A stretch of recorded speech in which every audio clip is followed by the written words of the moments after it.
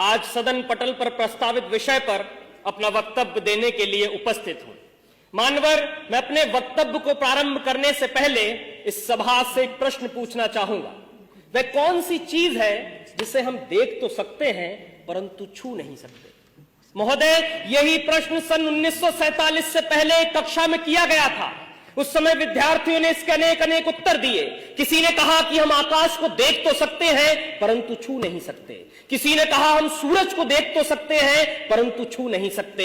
लेकिन उसी कक्षा के बाहर खड़े होकर पढ़ने वाला एक छात्र डबडबाई आंखों को लेकर खड़ा हुआ और पानी के भरे हुए घड़े की तरफ देखकर बोला, मैं प्यास से तड़प के मर भी रहा हूं, फिर भी मैं इस पानी के घड़े को देख सकता हूं, छू नहीं सकता, क्योंकि मैं एक अछूत जाति का हूं। और वो अछूत जाति का विद्यार्थी कोई और नहीं बल्कि हमारे भारत के संविधान के निर्माता डॉक्टर बाबा साहेब भीमराव अंबेडकर जी थे। आज 75 वर्षों के बाद कक्षा भी वही है, सवाल भी वही है, पानी का घड़ा भी वही है, परंतु अगर कुछ बदला है तो वो ये कि किसी भी जाति का छात्र हो वो सबके साथ में बैठकर पढ़ भी सकता है, खेल भी सकता है, पानी भी पी सकता है। और इतना ही नहीं, इस देश के सर्वोच्च पद पर बैठकर एक आदिवासी महिला राष्ट्रपति के रूप में प्रगति का मार्ग प्रशस्त कर सकता है। ये ताकत दी है हमको हमारे संविधान ने। जब जब बात हमारे अधिकारों की आई है तब तब संविधान ने हमारी रक्षा करी है।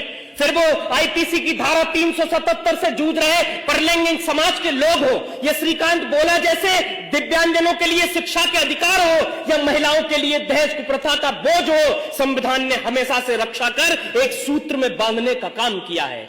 मान्यवर, भारत के संविधान की लोकतांत्रिक यात्रा बहुत लंबी रही है। जब भारत आजाद हुआ तो उसके साथ कई और सहोदर राष्ट्र आजाद हुए, परंतु आज हम वहां देखेंगे तो पता चलेगा कि वहां पर कहीं अराजकता है, कट्टरता है, सांप्रदायिकता है, भुखमरी है, गरीबी है, परंतु भारत एकमात्र ऐसा देश है जो आज उन्नति के शिखर पर बैठा है, क्योंकि उन्होंने धर्म को संविधान माना, हमने संविधान को ही पहला धर्म माना। लंदन में मुस्कुराते हुए कवि चर्चिल ने कहा था कि ये देश आजाद हो भी जाए तो बहुत दिन तक टिकेगा नहीं, ये टूट कर बिखर जाएगा।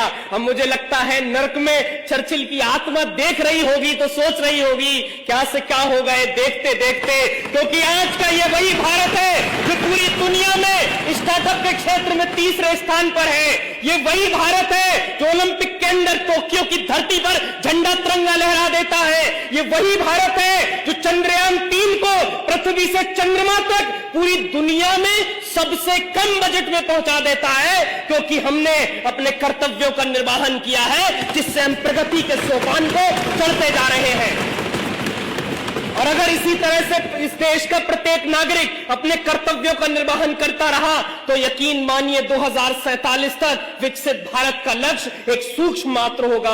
इसीलिए अंत में मैं जाते जाते कहूंगा कि वर्तमान का गूगल हो, माइक्रोसॉफ्ट या पेप्सी को, इन सबको भी हमने दिए हैं अपने भारत के सीईओ। अब भी पूरी दुनिया में सबसे ज्यादा डॉक्टर्स हमारे हैं। खेल जगत में चमकने वाले भी भारत के सितारे हैं। अपने पौरुष के बल पर दुनिया को सदा बतलाएंगे, विश्व गुरु हम कल भी थे, आज भी हैं और सदा कहलाएंगे।